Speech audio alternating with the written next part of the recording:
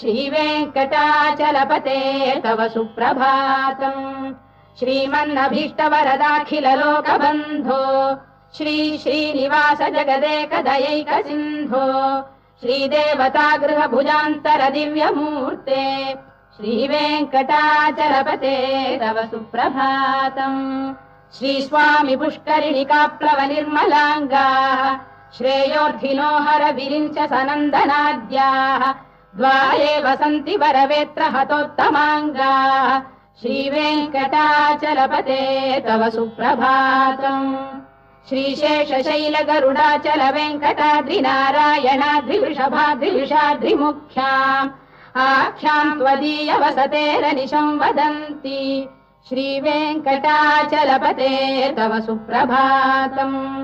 सेवा परा शिव सुरेश कृशानुधर्म रक्षोऽम्बुनाथ पवमान